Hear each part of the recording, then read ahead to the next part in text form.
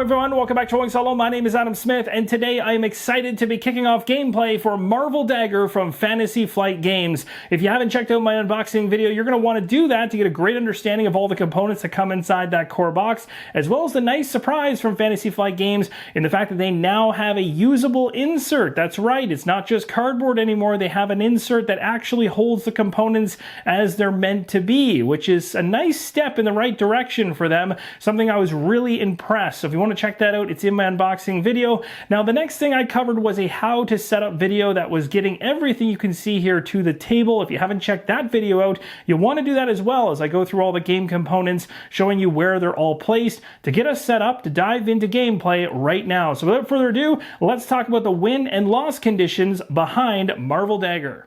The heroes win the game if we can get through the mission deck. That includes the first strike card, which is in red at the very top. We also have to get through the 3 Nemesis specific cards underneath. If we're in the Nemesis phase and the final Nemesis mission is complete, then we simply go to the Nemesis sheet, which is Loki's sheet. We flip it over and we go to what's called a final showdown. We're going to be trying to deplete Loki down to 0 health overall. If we can do this, we win the game.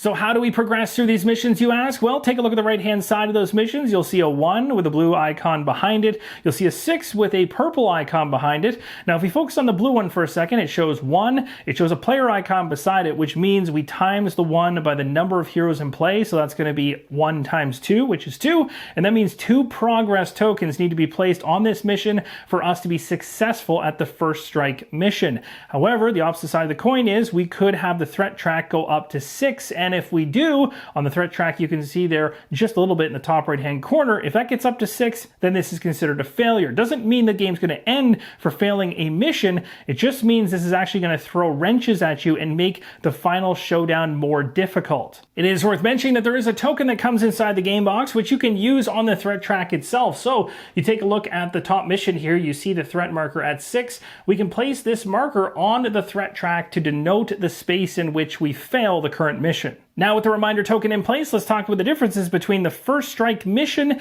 and the Nemesis missions, which are underneath. There's 3 of them under that red bordered card. So once we deal with the first strike mission, we simply resolve the success or failure of it, again, dependent on the requirements to the right-hand side of the card. It's actually specified right in here what happens when you succeed or fail. And we'll look at that closer up later on. But for understanding, you're going to take this first strike card and remove it from play once it's dealt with. What makes the Nemesis missions underneath different is they actually have a major impact on the final showdown at the end of the game. So as you progress through the Nemesis missions, you're going to be placing those missions once they're completed in the 3 slots across the top of the game board, and they're going to have ripple effects into that final showdown, as I mentioned, for good or bad. So now with a better understanding of how Nemesis missions, success or failure, can impact the final showdown, let's talk about the very first card we still have to get through in order to even get to Nemesis missions, and that's the first strike mission. You'll see it detailed here. It says when an enemy is defeated, place progress on this mission card equal to its power. So simply we take a look at the enemy that's on the game board, its power. That value will be the number of progress tokens placed on here. We know we need 2 in order to succeed at this one, so we're aiming for that. It says when the mission is complete, spawn a side mission. If this mission was failed, the heroes also choose 1 base to become overrun. Overrun is not a good thing. We'll talk about that momentarily. Now let's talk about the multiple ways that the heroes can lose the game. The first one is the threat track itself. If the threat track ever reaches 20 threat, the heroes have lost. It's important to note whether you succeed or fail at either the first strike mission or the Nemesis missions. When that's resolved, the threat is reset down to 0. Another way the heroes can lose the game is if all 5 bases on the game board have this token on it, the overrun token, that's a loss. If an event card needs to be pulled from the deck next to Loki and there isn't one to draw, that also results in a loss. And the final way the Nemesis can win the game is if there's enough damage on both heroes based on their health levels. In this case, the Hulk is 9, while they have the shattered side of their aspect card face up. You can tell it's face up on the shattered side based on the illustration around the outside looking shattered. That is going to result in a loss. It starts the aspect sheet on this side. With the win and loss conditions now out of the way, let's talk about the game board structure, how you can move around, how things are broken up into regions. So regions are color-coded, making things very easy. So you have a region right here, all the same color. You'll also notice each region has multiple areas with numeric values, but also has one with an actual illustration, in this case, New York. This is considered a base, and each one of these regions has a base. So you have Wakanda here in the middle with all the green locations. You have another base over there with an orangey red look to it, and there's Atlantis over here with all of the ocean ones, which of course are dispersed across the game world. So you have 4 in this case going across. One thing to notice in terms of moving around the game board is, of course, the world being round. You can go around this way, so A, B, and C will get you to A, B, and C on the opposite sides. You don't have to traverse Hulk from here all the way over to Loki. You could actually traverse down here through A, pop out in East Asia, and be there much faster. In the bottom left-hand corner of the game board, you see Asgard. You might think this is a base. It is not considered a base. It is actually a special space that's inaccessible at the beginning of the game. It serves as the home of the Bifrost, which is a rainbow bridge, allowing those who pass through it passage to any location of their choosing. And its associated token begins the game placed on the slot as we did during setup. Now, there's certain hero abilities and game effects that allow heroes or enemies to move to the Asgard space, or maybe move the Bifrost token to another space. You can also perform a rest action on Asgard, and you can move the Bifrost token to any space as per the ability on the Asgard space on the board. You can even see it written out here. So we'll talk more about that when we actually run into it, but I want to let you know this is not a base, is treated very differently and has different abilities. Just a quick mention about a couple components that I left out of the setup video that are now important to mention. We have suppression tokens here worth keeping close by, as well as a stun token, and of course dice, which relate to the entire experience. You'll be rolling these as you go through the game, making checks. We'll talk more about that when we get into it, but these are components you want to keep nearby. So here is a look at Hulk's loadout. We have Hulk's hero card here. We have his mission card specific to the hero. We also have the team up card, Hulk Smash, over here on the left.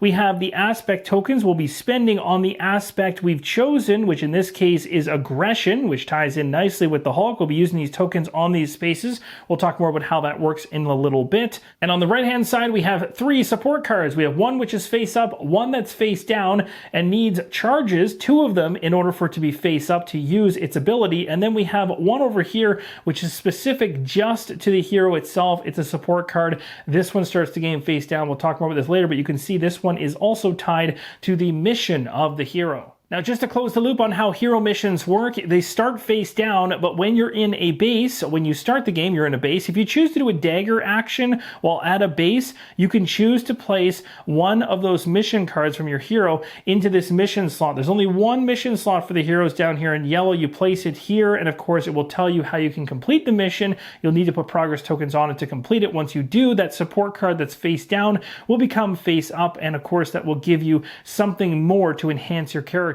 Here's a quick look at the Black Panther's loadout based on the setup video. We also have the Black Panther going first with the first player token. You can see the differences across the cards. Of course, some cards are still hidden until we complete that hero mission and unlock that support card, but other ones we'll just go ahead and have to put progress tokens on. This one only needs 1, whereas the one that the Hulk had, which is face down, currently needs 2. So there are varying differences there. Of course, there's also differences across the aspects as well. And of course, the hero itself also has abilities that are different than other heroes. So there's variation across all the heroes in the game. Also want to point out, when you're doing dice rolling inside the game for attribute tests, you'll be using attributes like attack, defiance, and tactic, and these are varying levels across the different heroes. The Hulk has 3, 1, and 1, whereas Black Panther has 2, 3, 1. Here's a look at the enemies we'll be going up against. We have the Nemesis right here, Loki, and a threat level of 3, health of 5, and 2 in terms of the power value when attacking. We also have icons for abilities that Loki can do. When the event card is pulled from the event deck,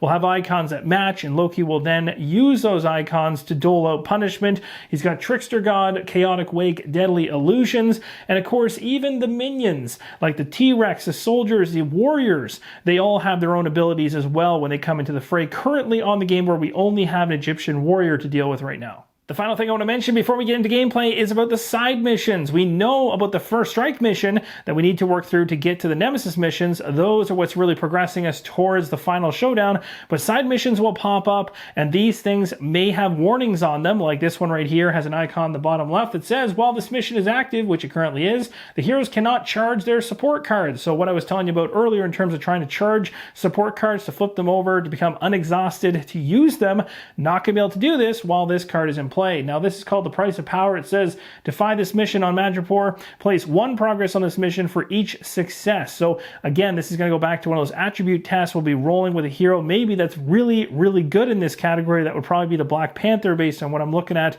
between the two, trying to get ourselves, in this case, 3 times 2 because of 2 heroes, 6 progress needed to clear this side mission. Without further ado, let's dive into some gameplay for Marvel D.A.G.G.E.R. It's played over a series of rounds, each round consisting of 2 phases which repeat until the final showdown has been completed or the heroes lose the game.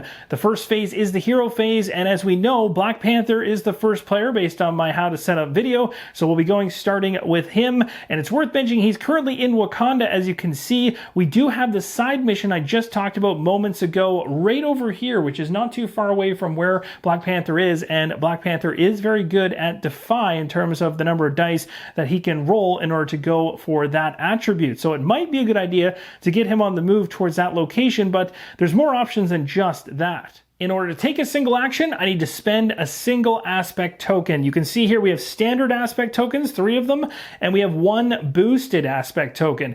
You'll take a look at the different slots you can actually put these inside of. Again, it's going to limit how many times you can do a certain action. You can only do it if there's actually room or a slot available to place the token. Something else worth noting is if I put a standard token, let's say in the move one here, the only thing that I can take out of this with a standard one is the move 1. I cannot take the boost effect, which says increase the action's move value by 1. However, if I choose to use the boosted aspect token, then I absolutely can take not only the standard one, but also the boost one as well. Now, taking a closer look here at the Black Panther's hero sheet, you'll see it says during your attribute test, double the number of wild results you roll. That sounds pretty awesome. This one here, you need an aspect token in it to do. It says perform your defy action. You may reroll any number of dice. That sounds handy for the side mission we need to accomplish. And then here, this one is a combo ability denoted by this icon in the top left-hand corner. If it has a keyword that says empowered, you need an empowered token on your hero already. Then you spend the token in order to do this combo ability. It says after you roll dice during your fight action, you may double the number of successes, which is pretty awesome. Now, you can also get these abilities and they will have the keyword primed, and that is the opposite side of the empowered token. And these can even reside on enemies as well and trigger things. Now, how do you get this token in the first place? Well, there will be conditions and abilities that will allow you to obtain it as you go through gameplay. Currently, looking across what I have here, I don't believe I have anything that can pull this in at this point in time, but I will be aiming to do so in the future. And if I choose to go ahead and use a support card like this one here called the Strength of Wakanda, it says before you roll the dice, you may exhaust this card to roll an additional die. Once I use that, I simply just flip it over. It will denote how many progress tokens need to be placed on it for it to be readied up again. I'm going to go ahead and use a standard aspect token to allow the Black Panther to move 1. And we're going to head right down into that ocean space. That will do it for Black Panther for now. We'll be going to the Hulk to do an action, and again, bouncing back and forth between the heroes until no aspect tokens remain. Here's a look at the Hulk's loadout in terms of what he has going for him. We have aggression as the aspect, which really does tie in thematically to the Hulk. Of course, you don't have to do this. I did it on purpose, but you don't have to. You can choose any aspect when setting the game up to tie in with your hero. Let's take a look up close at all these different abilities we can potentially trigger by using these aspect tokens. The Hulk has the ability to add 1 success to each of your fight actions, which is pretty awesome. We have move, fight, defy, and rest. Again, the major category is the same as the Black Panther, but again, differences in terms of what happens inside of them.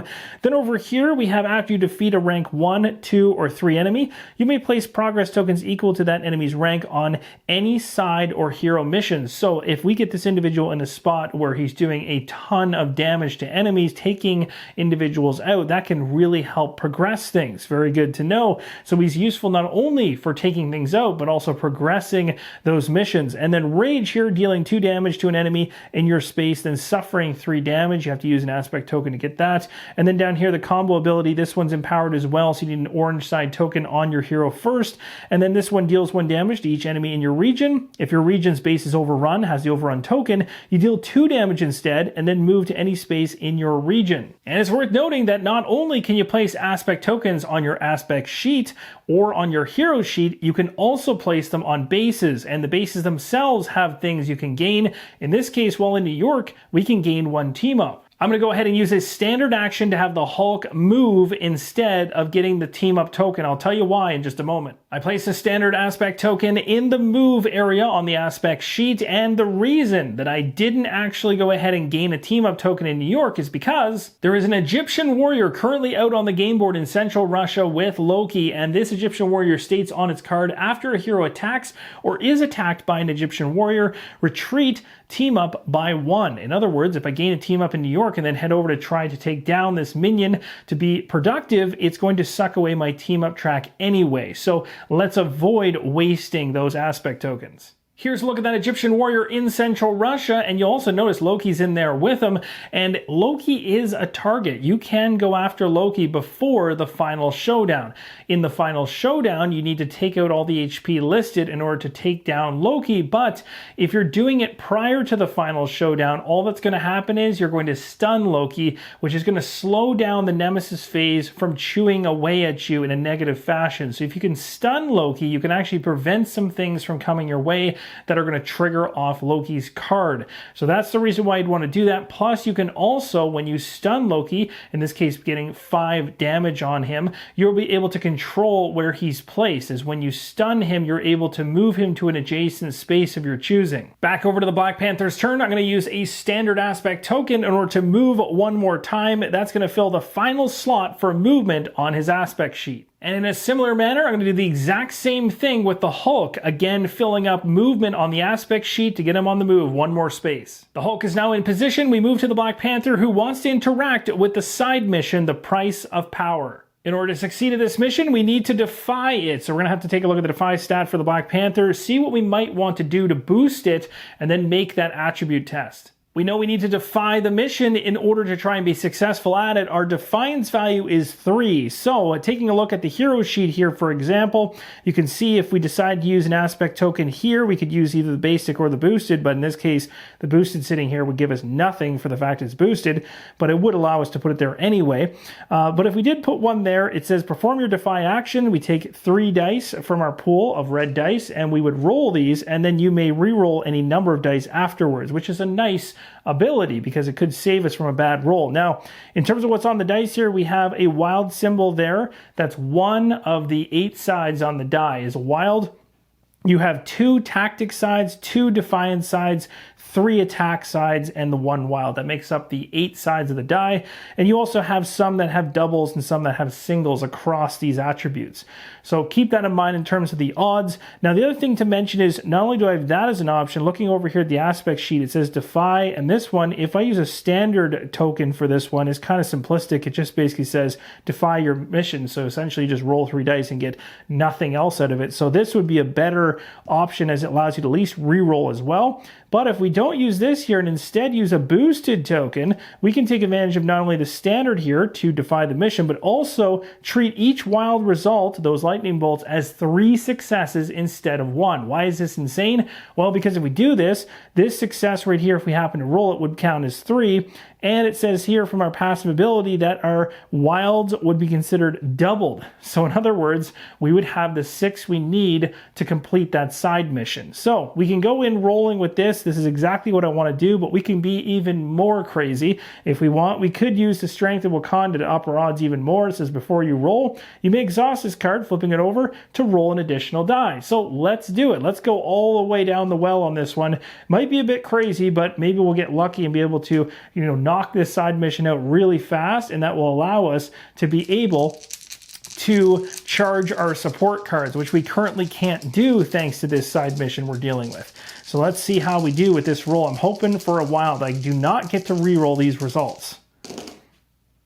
Okay, well, that actually worked out anyway. Without even a wild in the fray, we got 6. That's pretty awesome. Well, the Black Panther is wasting absolutely no time in dealing with the side mission, so we get to play 6 progress on this one, which immediately resolves this side mission. You'll see in the top left-hand corner a team-up value, which you immediately get on your track. So the team-up track down below here is going to go from 0 up to 3. And with the side mission completed, the card is completely removed, and that also means that the token for the mission that's on the game board comes back to this slot for the next one. And just like that, we're all squared away. We're ready to move over to the Hulk's turn. And one quick FYI that I just caught is that I have an automatic success whenever I do a defy action based on my justice aspect for Black Panther. It's the passive ability or benefit that I get for that aspect. So I forgot to add that into the fray. So it wouldn't have been 6, it would have been 7. Doesn't change anything. I still succeeded at that mission regardless. Now for the Hulk right now, I don't have the movement I need to get to the space to do any kinds of attacks, but I do have other things I can do. Because the side mission has now been taken out,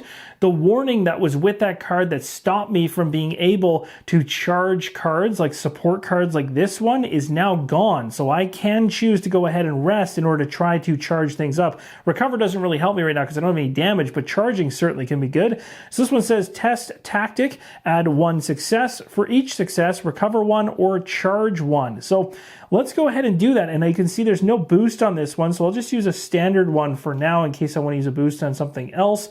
So we're going to go ahead and take a look at this tack. It's only 1, so it's not that great, but we do get to add 1 success, so we're guaranteed at least something.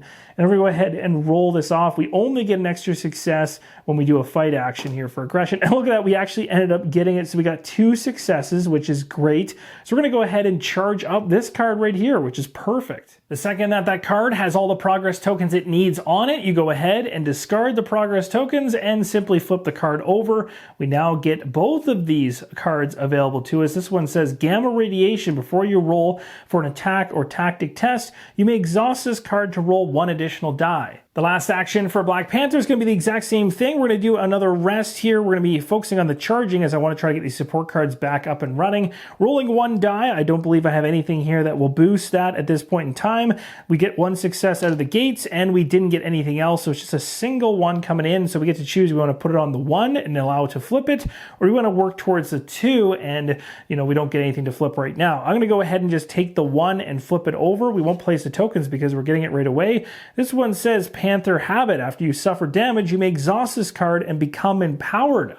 So there we go. Now we can see how this ties. You can go ahead and exhaust this. This will allow us to use our combo ability in the future. The Hulk has 1 last aspect token remaining. The rulebook does state that all heroes have to use all your aspect tokens. Of course, in this situation, the Hulk doesn't have anything he can use the aspect token on. He's currently not in a base, so he can't use it at a base. He doesn't have anything on his hero sheet or his aspect sheet he can do. Unfortunately, he could rest, but it wouldn't actually give him any benefit as there's nothing else that he can either charge or recover at this point in time.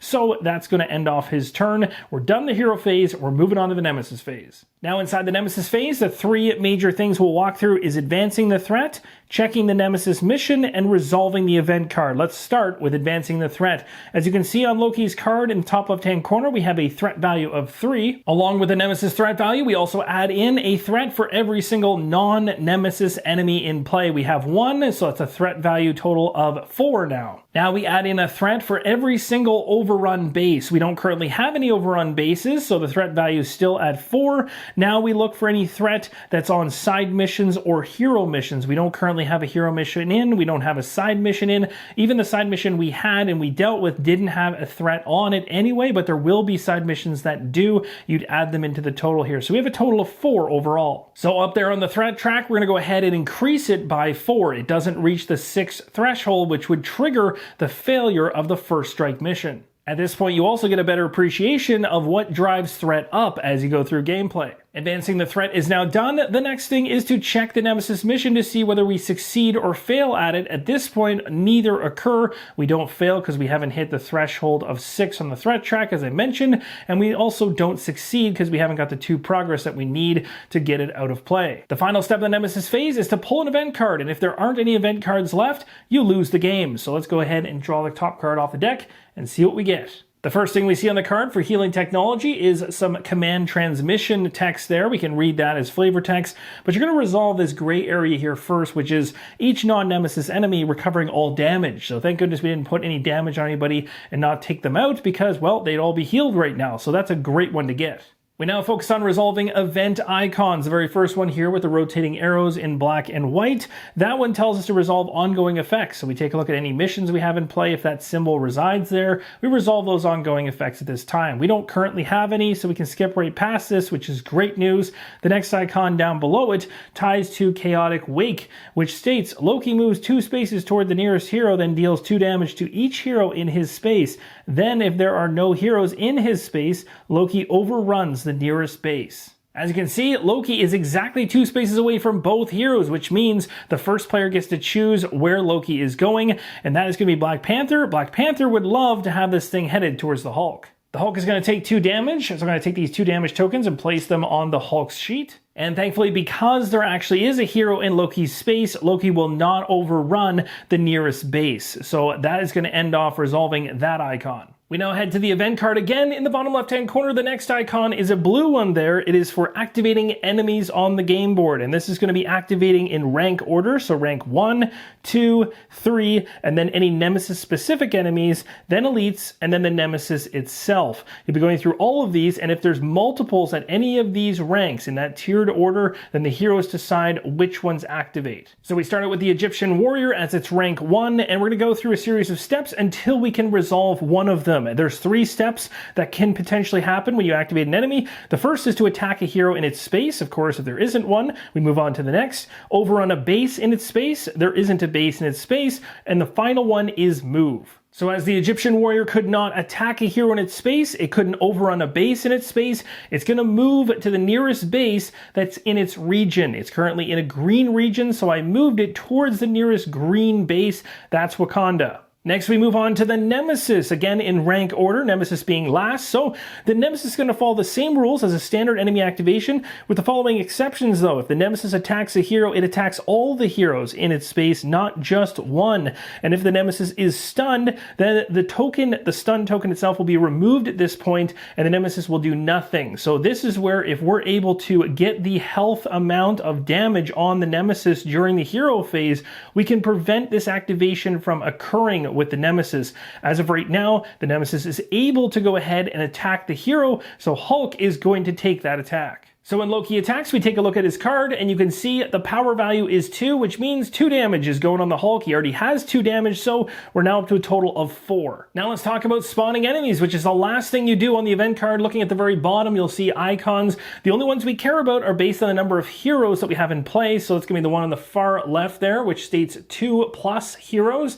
So we have a rank 3 enemy coming in at space 1. That enemy is going to be the T-Rex. It states on the T-Rex card, when the T-Rex moves, it moves toward the nearest hero, and you also reduce all damage dealt to this enemy by 1. On a future event card where it might state you have to spawn another rank 3 enemy, and let's say you've already spawned your rank 3 enemies and have no more standees left to place out onto the game board, then instead you're going to go ahead and look at its rank, and that's how much threat you're going to increase on your threat track. The final thing worth mentioning is that if it's for a Nemesis-specific enemy, in this case Loki's Nemesis-specific enemies are these illusionary foes right here, which will come into play in the future. You'll see how once we hit that, but if you cannot place one of those out on the game board, you're going to instead advance the threat based on the value of the Nemesis sheet, which would be 3. And that, my friends, is a full round of Marvel D.A.G.G.E.R. You have a great idea as to how the game flows and operates at this point. We're going to continue with our playthrough with less explanations, except for when we hit situations with new gameplay rules, effects, abilities, that sort of thing. There are still more things to see inside this game for sure. The other thing to remember is there's also a reference card you can follow for the round structure if you're forgetting what order to do things in. And it's important to remember for the first hero phase, you dive right into performing hero actions, whereas in the second round, you're going to retrieve aspect tokens, of course, taking back all the tokens you used during the first round, and then you're going to pass the first player token clockwise. In this case, Black Panther gives it over to the Hulk. Now that we've gone through a full round of play cleanly, I want to start talking about support cards and how they can actually interrupt the game flow if you use them at the right times. We're going to do something retroactively that I wanted to do but wanted to get through the round cleanly first to show you that you do have support cards you can use when certain things happen even in a phase that's not the hero phase. So for example, the transform support card here states after an enemy in your space attacks a hero, you may exhaust this card to perform your fight action against that enemy. So retroactively, I'm going to go ahead, flip this card over. The Hulk is getting mad because Loki attacked the Hulk and is going to fight back. So again, for clarity, this is not occurring in round number 2. I'm just doing this retroactively to show you how cool some of these support abilities can be, as if you're keeping an eye on what's happening on the game board, even during the Nemesis phase, when it's not the hero phase, you might have a support card or an ability that can trigger, that can actually benefit you. So in this case, retroactively, like I said, we're going to go ahead and make a basic attack here. So we're taking a look at our attack value of 3. We're rolling 3 dice and we're looking for wilds as well as the attack icon here, hoping to get as many as possible here on Loki. Hulk is getting a little bit mad that he got hit. He ended up with absolutely nothing on that roll. Let's now start with our very first action for Hulk. In round number 2, we're going to go ahead and use this aspect token, a boosted one on this fight ability right here. It says to attack an enemy in your space, and then if it's boosted, treat each attack result as 1 success. That's going to make things even better for me odds-wise. We're rolling 3 dice to attack. We're looking for this symbol, but now this symbol as well will also give us success. Also worth mentioning over here for the aggression, it says add 1 success to each of your fight actions. So when we're doing this, we already have 1 success out of the gates. To make things even more interesting and hopefully ramp up how much damage we can put on Loki, we're going to use the gamma radiation support card before we roll for an attack. In this case, that's the test we're using. You may exhaust this card to roll an additional die. So we'll flip this one over. We're going to use it right now. We're going from 3 dice up to 4. And again, we have this attack result as being a success. We also have the attack result as being a success. And we always have wilds to help us too. So here we go, looking for big time results. We have 1 success already. How many more do we have? That's 2 right there. That's 3. So we have a total of 4 across the dice. Not a bad result at all on Loki, 4 damage, and you'll see if we hit 5, that's going to stun. Black Panther is up next. I'm going to go ahead and use a standard aspect token on this base right here. That's going to allow me to prime 1 enemy. I've chosen to go ahead and prime the Egyptian warrior, and the other thing I get to do when you take a dagger action at the base, which is essentially the ability on the base, is you can, if you wish, go ahead and place your hero mission in the hero mission slot. So we take the hero mission, which is face down. This is going to be placed in the hero mission slot right here. It states, trial by combat. For each damage dealt to the nemesis, place 1 progress on this mission. When the mission is completed, we're going to gain energy blades. That sounds pretty awesome. It also has an ongoing effect. This is the first one in the game. It says the non-nemesis enemy nearest moves to his space. Now, a couple things worth mentioning. First off, there is no location for this one, so we're not going to use the mission token to denote this anywhere on the map. Essentially, the ongoing ability is going to have enemies moving towards Black Panther, and the other thing to note is the Hulk can actually help in this as well. The Hulk can progress this and aid in the Black Panther's hero mission. The Hulk is up next. I know exactly what I want to do. I want to keep on attacking. We're going to use a standard aspect token this time. It says attack an enemy in your space. We do not get the boost this time because we're not using a boosted aspect token, so we're simply going ahead and using our attack value of 3. Now, I don't have any support cards I can throw into here. I do have this passive ability that can help me if I defeat a rank 1, 2, or 3 enemy, but this is not considered any of those, so we're just going in with a simple roll of 3 dice. We're looking for at least 1 damage, and we need to see this icon right here in order to be successful, or the wild icon.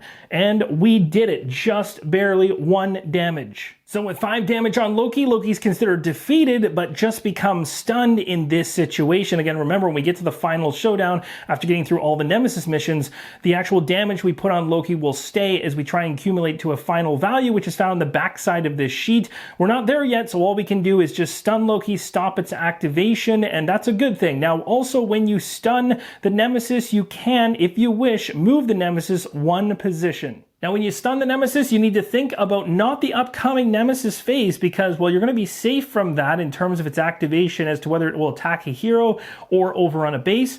or move, because the stun will stop it. You're more so moving the nemesis right now, thinking about where you want the nemesis to be for the next round after that, because this nemesis will stay still in that position for a round. So the question is, with it being that it can attack a hero first, then it goes after bases, the question is, where do we really want to place this? On the left side of where it's located, to the right side of where it's located, actually puts it within one of two different bases, which isn't exactly sounding like a great idea. It actually might be worth it to leave the nemesis exactly where it is and maybe just have the Hulk leave that space. We'll have to wait to the next action for the Hulk. As we've done an attack with the Hulk, we're now moving to the Black Panther. I'm going to use the boosted aspect token. I'm going to use it in the move. That's going to allow me to increase my move, so now I'm moving 2. That's going to put the Black Panther in the same position as the Egyptian warrior. The Hulk has 2 standard aspect tokens left. I'm going to use one of them to move one to the west. Now at this point, we're going back to the Black Panther, who absolutely wants to attack. Now for now, I've taken away the prime token because I know I'm going to use it in order to get a free success when I make an attack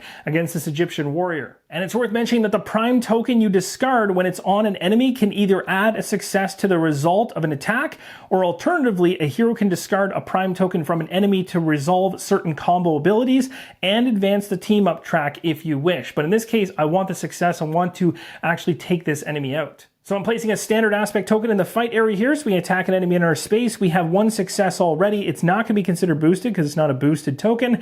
We're going to grab our attack value, which is 2, and we're going to hope for a positive result. We just need 1 success. Here's hoping.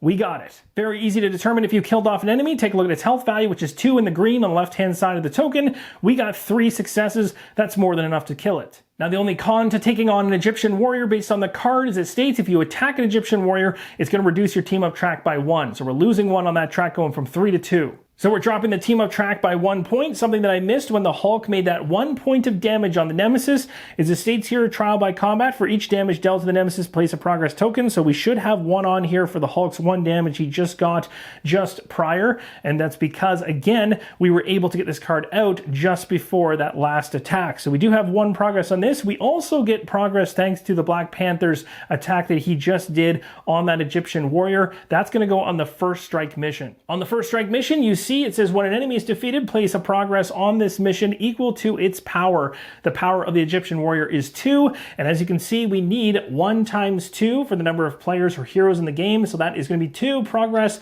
to succeed at this mission, which we are going to do. Now, we don't actually resolve the mission card until a step inside the Nemesis phase. For now, we know we've succeeded at it. The Hulk is up next, and honestly, I think you guys know exactly what I'm going to do here with him. We're going to go ahead and rest. So we're going to test our tactic, which is only 1 die, not very good, but we do have a free success off this. We're going to roll the die. We can either choose to recover, allowing us to take away 1 of these damage, again, based on how many successes we have, or we can also charge, and you can divvy this up how you want. So let's go ahead and roll the die, see what we get. And we got ourselves a tactic result. So that's going to be 2. What a great thing to get. So I'm going to actually go ahead, and even though it's tempting to go for progress to get these cards back up, I'm actually going to try and take away 2 damage while I can. Final action is for Black Panther. Worth mentioning something with the side missions. When you have a side mission in place, no other hero can have a side mission over here as well. So while the Black Panthers is here, everyone is working towards this and can help out towards this, including the Hulk, as I mentioned. But the key to remember is the Hulk couldn't go to a base, use a dagger action, and then be able to put its hero mission into this slot, as there really is only 1 available. So once the Panther has gone through its hero mission and this slot is clear, then the Hulk can bring his hero card into the fray. Now, the Black Panther has 1 aspect token left. I'm going to go ahead and move because I want to get back to Wakanda. It has a really cool ability as a dagger action on the city to empower 1 hero, which will be great because that will open up this combo ability down here, Kinetic Blast. So the final thing we're doing here is moving Black Panther down to Wakanda, and that's going to wrap up the hero phase. First thing we do in the Nemesis phase is advance the threat. We know Loki is 3, so there's 3 right there. 1 for any non-Nemesis enemies in play. That's going to be the T-Rex right here, making it 4. We don't have any overrun bases. We also don't have any threat value on hero missions or side missions, so 4, which is going to bump up the threat track. Now you'll notice that the threat track has gone beyond the threshold, which is the threshold of threat for the first strike mission. At this point, we now check the Nemesis mission. When you check the Nemesis mission, the first thing you do is work top to bottom with the icons on the right-hand side of the cards. We look at progress first. Do we have enough progress to successfully complete the mission? We do. And so because of this, we're going to go ahead and read the success result on this card. It states right on the card, when the mission is completed, spawn a side mission. If this mission was failed, the heroes also choose one base to become overrun. So we avoided that, which is great. Let's pull up a side mission. One other thing to note is that when we go ahead and resolve a successful mission, the threat track is reset back to 0. You'll also see the threat marker's been taken off. When we see the next Nemesis mission underneath, we'll take a look and see where we need to put the threshold for the next threat. Our new side mission states, defy this mission on Wakanda. Place 1 progress on this mission for each success. So we're going to need to get 2, as there's an icon of a player there next to the progress tokens. You'll see there's an ongoing effect. It says each hero in Wakanda region suffers 1 damage. Well, that's not good because Black Panther is currently sitting in Wakanda. We'll go ahead and place that side mission token in the location to remind us that it's tied there. The first strike mission is completed as well. We take a look at the next card, which is the very first Nemesis mission card. It states, when a hero performs a fight action against an illusionary foe, that hero may move the Bifrost token to their space. Defy this mission in Asgard. Place 1 progress on this mission for each success. So this does tie to Asgard. We'll place that mission token for the Nemesis mission in that spot to remind us. You'll also see the threat track needs to be set for the red token above the Nemesis mission to 14. We're going to do that as well. In order to succeed at this, we're going to need to get 6 total progress. So the Nemesis mission token has been removed and placed in Asgard to let us know this is where that Nemesis mission is taking place. Then we have the threshold for the threat set at 14, as the card states. We know our next mission. With that taken care of, it's now time to resolve an event card. Let's go ahead and find out what we have. We have Payback. The card states, a foe is at their weakest just after they land a blow. Fight through the pain and strike. Now it states here, each hero may choose to suffer any amount of damage to deal that much damage to an enemy of their choice. Oh wow. A hero cannot choose to suffer damage in excess of their remaining health. This actually ends up being a great ability timing-wise because we're dealing with the T-Rex, which currently has 9 health, so being able to put some damage on it up front might be nice. So I'm thinking I might go ahead and be a little bit crazy here and put 4 damage on the Hulk, which will give the Hulk a total damage of 6. We're going to certainly have to rest up quite a bit on his next turn, but putting 4 damage on the T-Rex gives me a better shot of taking it out in 1 attack. Now here's the kicker. The T-Rex card states all damage that's given to the T-Rex, you reduce it by 1. So the question is, do I want to actually put 5 damage on it, knowing that 4 will stick, just to get the 4 on there that I really want? But that's going to put the Hulk in a pretty dire situation, but he could choose to try and rest right away to try to get that damage back on the hero phase. I've chosen to be a little bit crazy. We're going to put 5 damage on the T-Rex. 1 gets removed, so that's going to be a total of 4 on it. The Hulk, though, takes all 5 damage that it allotted towards the T-Rex in order to get that 4 damage on there. So the Hulk currently has a total of 7 damage. Its overall health is 9. So looking back at the event card, we have a side mission to pull up, which is going to be drawn from the deck, a new one coming into play. The top card off the side mission deck, giving us 2 total side missions in play, is Civil War. It says, defy this mission in a space that contains the hero who has the highest defiance. So in that case, the highest defiance is going to be Black Panther, or the leadership aspect. Oh, okay. Place 1 progress on this mission for each success. It does also have something to note here. While this mission is active, Team Up cannot advance. We're going to need 6 progress to deal with this side mission. There's no location that ties itself to this side mission, so we don't have to worry about putting the token anywhere, and we also don't have anybody with the leadership aspect. So this is going to rely on the Black Panther, as the Black Panther has the highest defiance value. Next up on the card is activating the enemies. We're going to start out with the T-Rex. First thing the T-Rex wants to do is attack a hero in its space. There isn't anybody there. It next is going to check to see if it can overrun a base. There isn't a base there either, so it's going to move. Now, normally a move is resolved when activating an enemy. It's going to head towards the nearest base in the region, so that would be New York. It's worth mentioning, though, on the T-Rex card, it states that instead it's going to be moving to the closest hero is going to be its focus, but regardless, in this case, it's still New York. This gives the Hulk even more incentive to get over there and deal with it, seeing as it's now in New York and could cause an overrun in the future. Now we're activating Loki, the Nemesis. The great news here is, again, we stunned Loki. So Loki is not going to attack a hero in space. It's not going to overrun a base, and it's also not going to move. It's going to do absolutely nothing. We're going to go ahead and remove the stun token at this time, as well as all the damage that's placed on Loki. That's going to do it for activating the enemies. We now look at the bottom portion of this event card. It states for 2+ players, we have a rank 2 enemy coming in at space 10. That's going to end up being one of the soldiers, which is going to show up in central Russia on space 10. It does state this soldier, after it activates, it deals 1 damage to the nearest hero. So that is not going to be good. We now begin a brand new round. All the aspect tokens come back for both of the characters, as well as the first player marker has moved from the Hulk back to Black Panther. Now, one thing that I did miss when resolving the first strike mission is the bonus here to the team up ability. So I do get this 3, which is going to jump us from 2 up to 5. And you might be wondering, well, wait a minute, didn't you have a card in there that stated you couldn't boost up your team up ability? Yes, I did. That actually came from a side mission, which came out after that during the Nemesis phase. So we get that boost on that one, which is nice. We start things off with Black Panther, currently in Wakanda, with a side mission, which works out quite nice because we need to use the Defy attribute or Defiance attribute in order to succeed at this, which is something the Black Panther is very good at. So we're going to go ahead and do just that. Now, looking where we can place our aspect tokens, I think I'm going to use the King of Wakanda. Yes, I could use this one over here, but this one's pretty nice too. We only need 2 progress on this side mission to complete it, so it's not overly tough. Plus, we already have 1 success already going into it, so we really just need 1 more. So this is a great one to do. So we'll do King of Wakanda. We get to perform the Defy action on this side mission, and then we can reroll any number of dice afterwards if things don't go well. We have 3 dice going into it, and I don't want to add any support stuff into this equation at the moment anyway. We're going to go ahead and roll and see if we can get the 1 we need.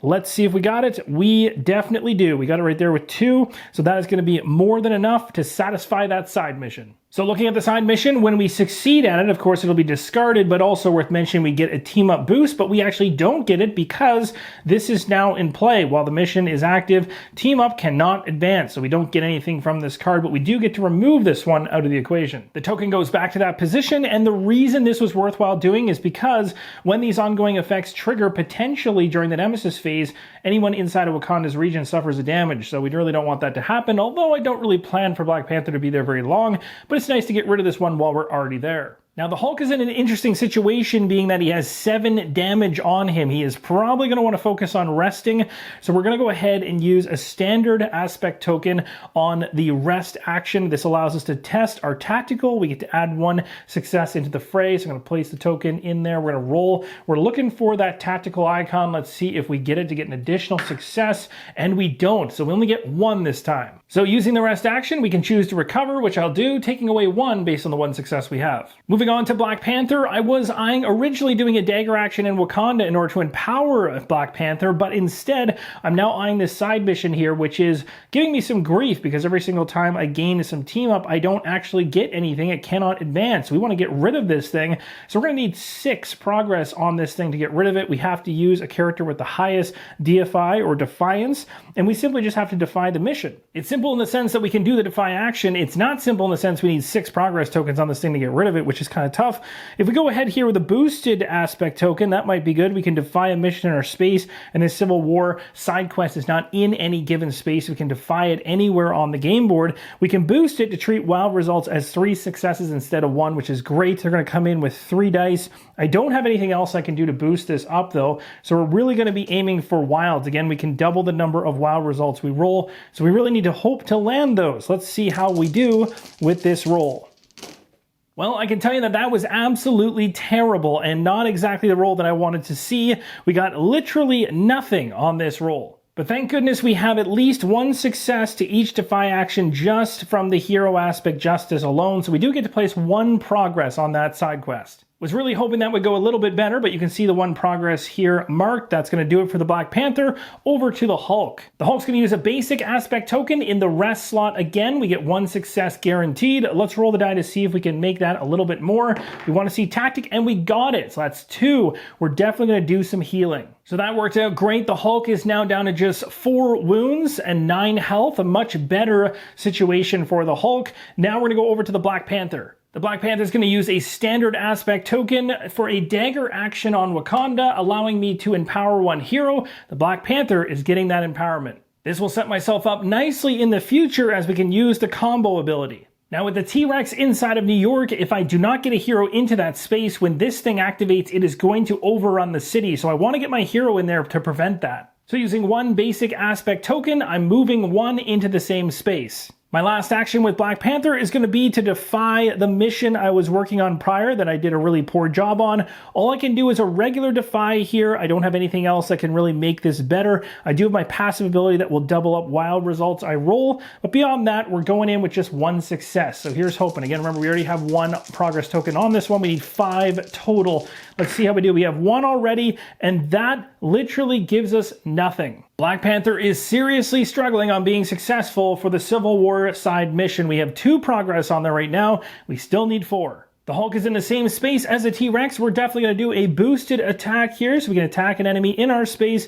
The boost will allow us to take attack results as a success. Let's make an attack roll against this T-Rex, remembering whatever total successes we get, we're going to reduce it by 1 because the T-Rex is nasty. We do have tactics results as being a success. We also have the attack icon as being a success and wilds as being helpful too. So here's hoping for as much damage as possible. What we need on this roll is a total of 6 successes, which is pretty aggressive. We already have 1 free one out of the gates.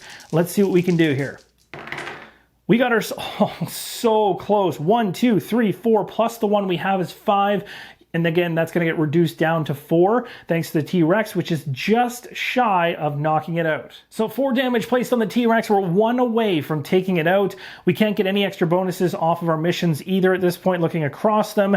So there's nothing else to do as we've gone through all the actions for both heroes. So very first thing we're going to do is advance the threat. We know 3 on Loki exists. We currently have 2 other non-Nemesis enemies in place. That's another 2 threat. That's going to make it 5. We don't have any overrun bases, which is good. And we don't have any threat values on any of the side missions that we have to deal with. So a total of 5 going up on the track. At this point, we check the Nemesis mission way up there in the top left. We don't have any progress tokens on it, so we don't succeed, but we haven't reached the 14 threshold, so we don't fail either, so we can pass right by this. Let's go ahead and resolve an event card and see what's being thrown at us. We got ourselves God of Mischief. The card states, guard the gate to Asgard and make sure he knows we're there. It says the hero with the lowest attack moves directly to Asgard. Wow. Spawn 1 rank 1 enemy and 1 illusionary foe in Asgard. Well, this is going to certainly throw a wrench into my plans. The Hulk has the lowest attack and is being pulled to Asgard. We're now spawning a rank 1 enemy, which is the Egyptian warrior in Asgard as well. The illusionary foe finds its way to Asgard. This is the first time they're on the game board.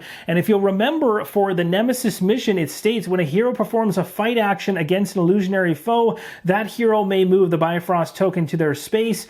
And of course, if we're in the space of Asgard, we can defy the mission in Asgard, which is the key thing we want to do to place 1 progress on the mission for each success. So the Hulk is in the right spot for the Nemesis mission right now, but has a lot of enemies to deal with. With the center part of the card resolved, let's check out the icons on the left-hand side. You're going to see ongoing effects are going to trigger twice. Thankfully, we only have 1 ongoing trigger at the moment, and that is Trial by Combat. It says the non-Nemesis enemy nearest to the Black Panther moves to his space. As of right now, the nearest enemies are going to be the 2 enemies that are currently on the game board that are not the Nemesis. So we have the Egyptian warrior, which is the closest, moving in first, and then the T-Rex moving into Black Panther's space as well. Gotta say, this event card has been pretty wild in changing up the game state so far. We're going to activate enemies next. We're going to start with rank number 1, which is this individual right here, who is going to attack the hero in the same space, which is going to be the Hulk.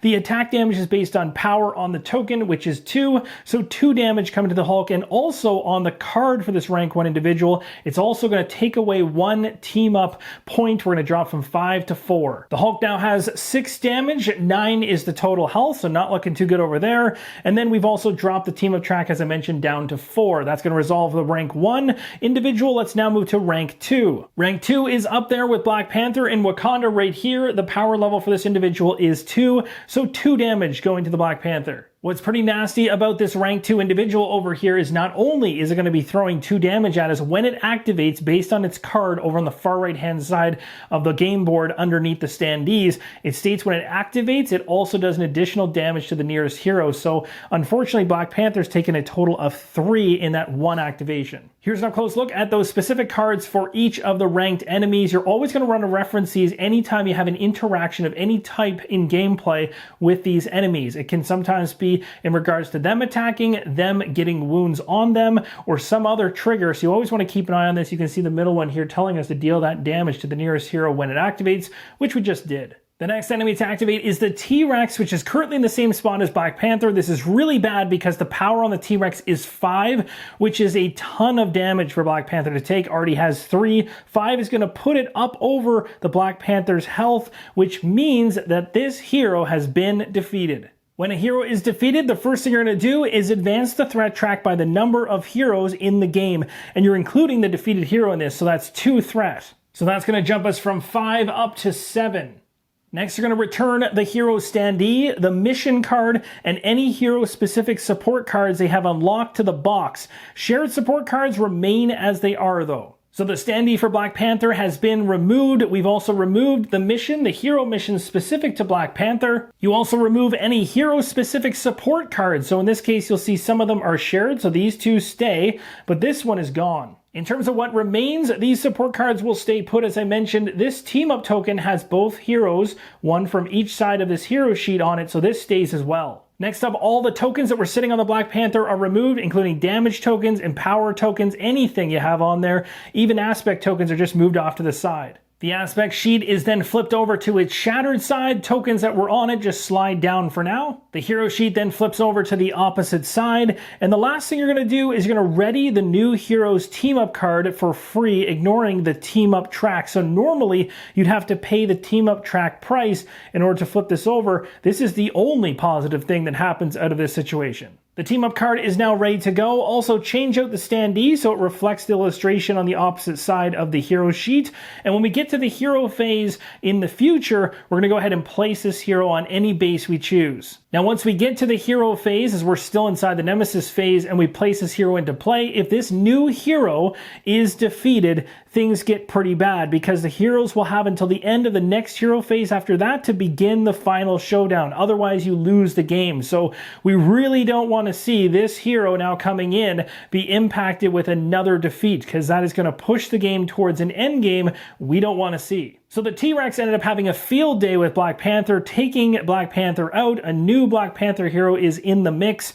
And we also have one more activation to make, and that's going to be the Illusionary Foe, which is right here. This Illusionary Foe, we'll take a look at its card to determine what it does. Now, the card for this states that after all Illusionary Foes activate, so this is only going to trigger after we activate it, so we still have to go through the typical procedure of whether it will attack a hero in its space, or it'll overrun a base, or it'll move. We know it's in the same space as the Hulk, so it's going to attack the Hulk, and its power is 1, so Hulk is taking 1 damage. That's going to bring his damage total up to 7. Then it states, if exactly 1 hero was damaged by their attacks, that hero trades spaces with Loki. If exactly 2 heroes were damaged, those heroes trade spaces. Well, my friends, that is pretty brutal. It's going to pull the Hulk out of Asgard, which we don't want to see because I really wanted to try to work towards successfully completing the Nemesis mission while I was there. It's going to swap places with Loki as Hulk was damaged. Loki loves playing games with the heroes. Loki's turn to activate now. Let's find out which thing it can do, if any. The first thing is attack a hero in a space. Can't do that.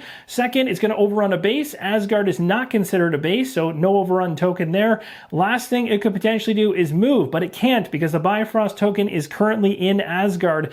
Basically, the Bifrost token is meant to be an adjacency to Asgard, so you have to get that Bifrost token into a space on the world map, and then at that point, you could have Loki move from Asgard into whatever location the Bifrost token is in. Same thing for the heroes. They can kind of use the Bifrost token to get in and out of that space, but there's game effects, as you've seen, that will kind of pull them in there as well. So in this case, Loki activates but doesn't do anything in this space whatsoever. I have to say, God of Mischief is the perfect title for this event card. It really mixed things up on the game board for sure. Changed my strategy big time. Now, if we take a look at the bottom here, we have a number of different things that are going to occur, although we only focus on 2+, which is going to be that symbol there telling us it's going to be another illusionary foe coming out in position 11. A new illusionary foe has shown up in South Asia, and that's going to wrap up this event card. We're done with the Nemesis phase. Now, you'll remember in the setup video when we were creating the event deck, we had 3 different decks that were stacked on top of each other, and within each deck, we had a Nemesis-specific card, event card, added in. We just found the very first one, which is very thematic to the enemy that we're going up against. The typical events we had before that were just regular events, but this one really changed things up. We now head into the next hero phase. We reset all the aspect tokens back down, collecting them for each hero. We're also going to move the first player marker from Black Panther over to the Hulk and begin our next round. And this, my friends, is a great spot to end part number 1 of Marvel D.A.G.G.E.R from Fantasy Flight Games. I really hope this playthrough is giving you a great idea as to how the game flows and operates, and stay tuned to the channel as we continue to play through as we're trying to achieve Nemesis mission number 1 in order to progress through to try to get to the final showdown to take out Loki. In the meantime, Loki seems to be having fun playing tricks on us, moving us around the game board, throwing wrenches into our plans. We're going to have to adjust for that, and we've already had one hero get defeated, which isn't so great. So we'll see how the rest of this thing pans out. Thank you guys so much for watching. Let me know in the comments down below what you think of what you've seen so far, and as always, keep on rolling solo.